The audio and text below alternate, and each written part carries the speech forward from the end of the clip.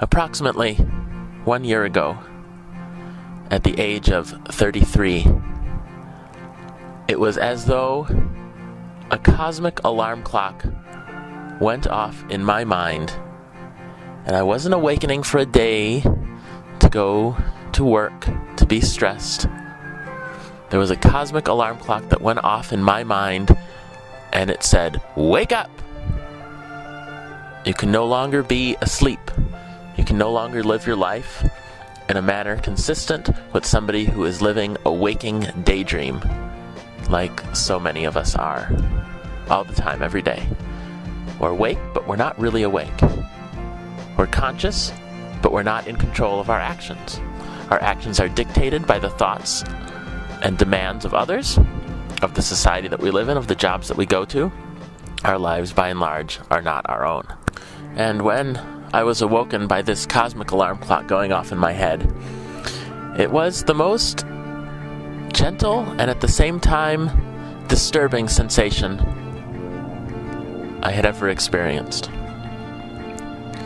Much more gentle than the sun rising over the mountains and the gentle light of the pre-dawn waking me up. Much more discordant than the sound of an obnoxious alarm clock waking a person up in the morning to go to work. It was so gentle because I realized that I had been asleep and it was time to wake up. It was, however, obnoxious because I knew not what I was waking up for at all. I hadn't the slightest glimmer. I had only faith that I was asleep and now I was awakening. Now, if this sounds all too metaphysical and vague, let me try and be more specific at this point. Ever since I can remember, since perhaps I was 8 years old, I can always remember feeling a deep desire to meditate. Only that word came much, much later, as I learned what it meant, what meditation meant, as I started exploring Buddhism and other spiritual practices. Nevertheless, since I was 8, I always had felt an inner need, desire, spirit calling me, for lack of a better word, my higher self calling me, to center, to focus, to be present in the moment, at least for several moments during the course of every single day, typically in the evening. I began meditating when I was 8 years old, under this definition, usually in the evenings around 8 p.m. or so. And I would sit in my bed, in my bedroom, door closed, creating a cocoon of silence, stillness, and peace. And I would sit and I would center myself, sitting cross-legged or laying down on my bed and just focusing on my own being, my own thoughts, typically. And centering myself in the moment, in the present. And the substance of those thoughts during meditation, as a young child, revolved around this basic inquiry. Phrased in the words of a child, the question came out in this way: what is what? Later on, I defined that more clearly. What is reality? What is existence? What is my life? What is your life? What is this world? What is the universe? What is the multiverse? What is this place that we're in, that we're born into? What is this reality that we're experiencing? But these thoughts were formed in my head from a very, very early age. And it took me another 25 years, first of all, of education into our cultural conditioned system, of college, of university, of having a job that pays money in order so that I could earn my way in the world. 25 years of this before I realized fundamentally, well, I still don't know what the nature of reality is. I still don't know what is what, but I can tell you beyond all certainty, it is not this.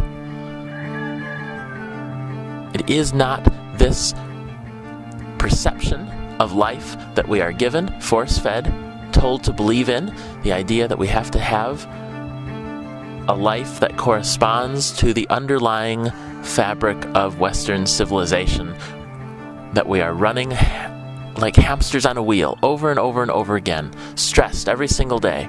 It's like Groundhog Day. We wake up and every single day is the same.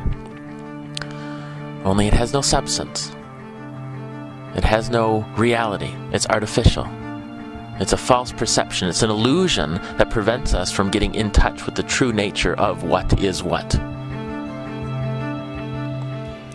At the age of 33, I finally woke up to the idea that although I didn't know what is what really, I knew it is not this.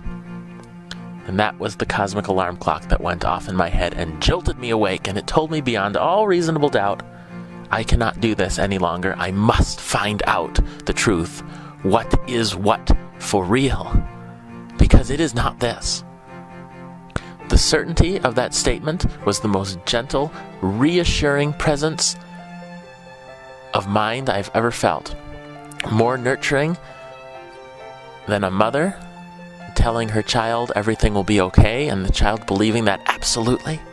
More nourishing than that, the fundamental certainty that this was not what is what. The jarring realization of the cosmic alarm clock going off is that I knew I had no idea. I had less of an idea than ever what is what really. I had awoken to the idea that this is not what, but I had no idea what is what. So for the past year, I have been, and I always shall be, to quote Star Trek, searching for the nature, the true nature of existence itself, and how one can live a meaningful life in the context of knowing what is what. This quest, this journey, is the most fulfilling steps on the path that I've ever taken in my life, and also the most terrifying and frightening. I have dispelled from my mind the illusion that what we believe is what is not truly the what that we must be seeking, and yet I have no idea what the what truly is. It's like looking through a glass wall at what lies beyond and realizing that what lies beyond is not true reality, and that the glass wall itself truly is reality. But it takes a specific kind of honing of sight in order to be able to see the glass wall itself, when we have been culturally conditioned for all of our lives, for the past 2,000 years of civilization, if not more than that, to ignore completely the glass wall itself and look at only what is beyond.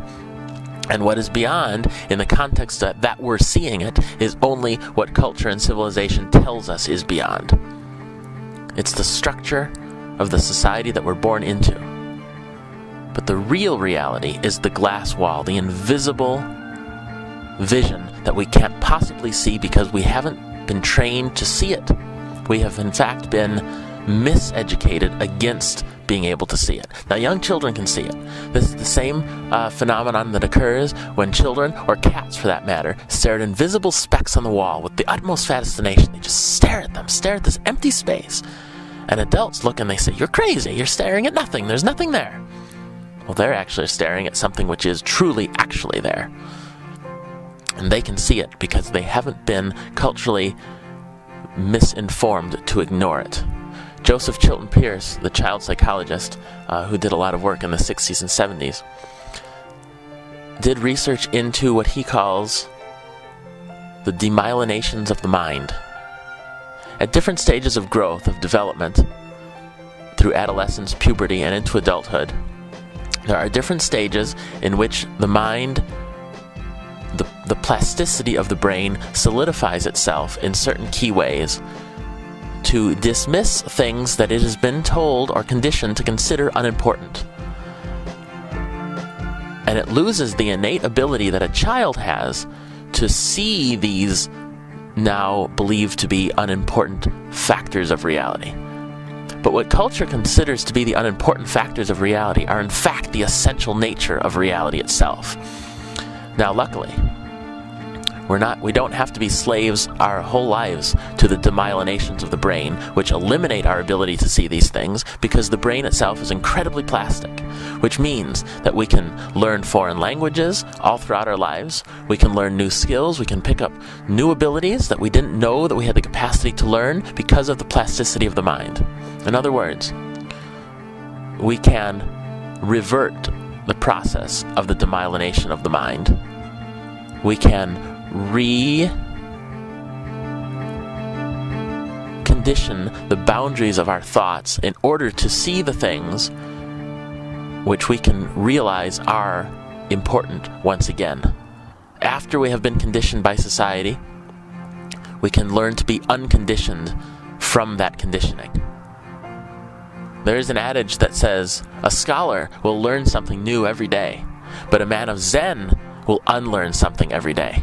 And the thing which we're having to unlearn is all of the cultural conditioning that stands in our way of seeing the ultimate reality, the glass wall, the invisible, translucent, transparent glass wall, which is the nature of reality itself. That is the what is what. Not what's beyond, not what we've been culturally conditioned to believe is what, but the actual substance itself, which lies invisible to our conscious awareness because we have been trained to tune it out. The real trick then becomes to learn how to tune it back in. And the best way to go about doing this is to seek out other like-minded souls who are on the same quest and to see how they're seeing the world, not to copy their perceptions, but to see what it looks like to see the world in a different lens, through a different pair of eyesight, through a different pair of colored glasses, as it were.